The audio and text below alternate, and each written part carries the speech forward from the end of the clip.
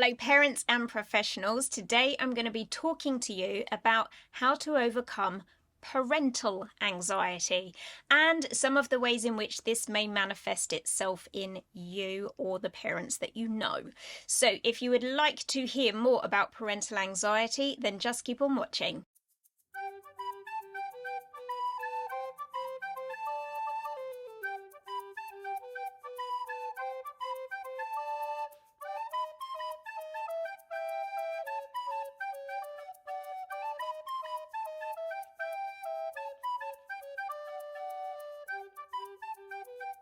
Sometimes with parental anxiety, it might show up as a way of overprotecting a child. So it could be that a parent is perhaps avoiding letting their child do things that would make them more responsible, maybe a bit more adventurous, because they're concerned that something bad could happen. But actually, by withholding those opportunities for their child, they are in fact making their child less able to cope with tricky things in the world later on, because of course there are going to be challenges and difficult things that happen.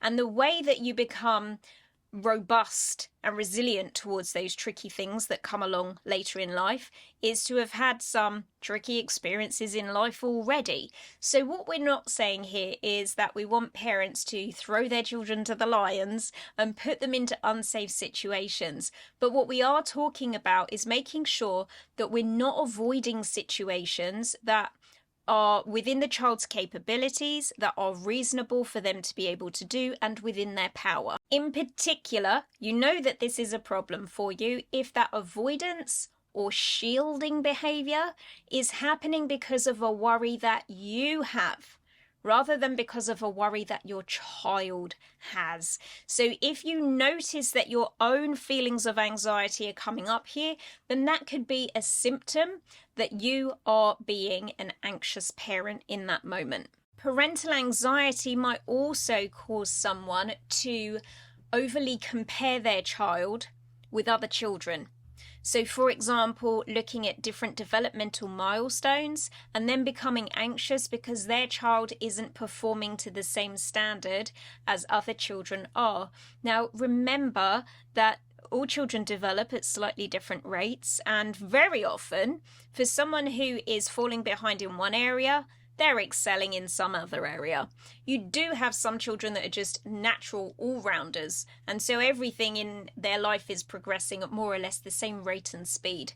But for most children, if they're not doing too well in one portion of their life, they're probably excelling at something else instead. So it's never really a fair thing to do to compare your child against somebody else's children and looking at the milestone differences that there may be between them.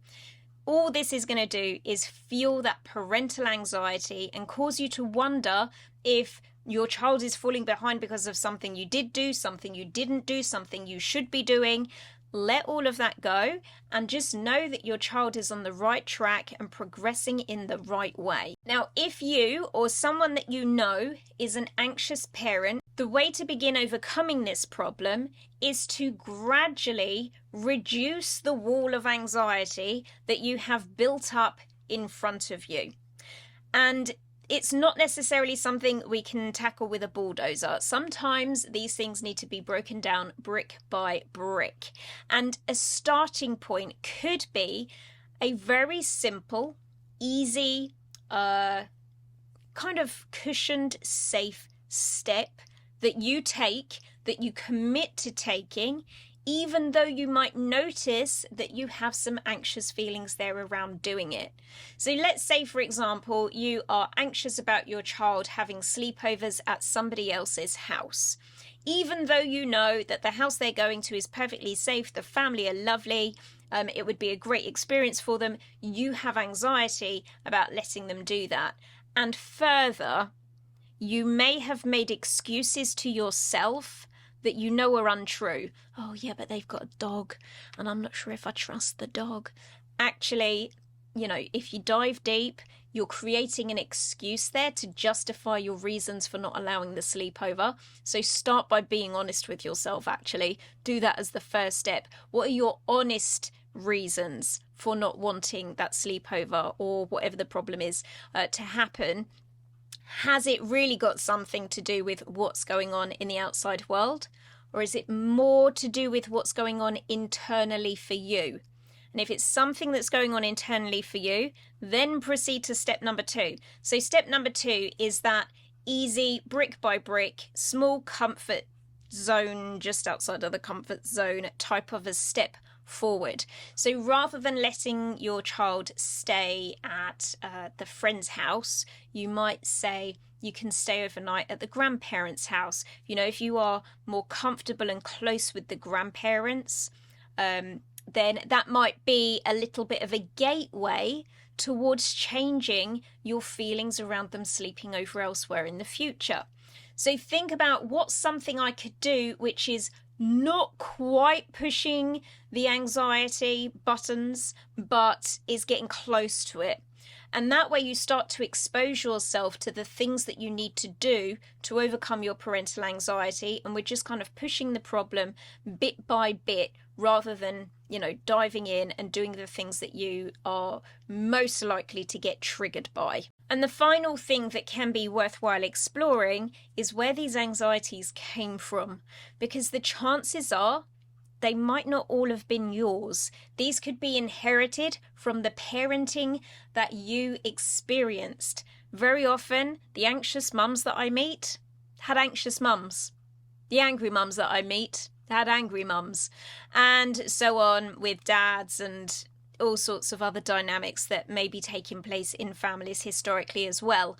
So do a little bit of an audit of where your anxieties really came from. Sometimes anxieties do just show up in parenting, because when you become a parent, it changes something in your brain that says, my sole purpose on the planet now is to protect this tiny human.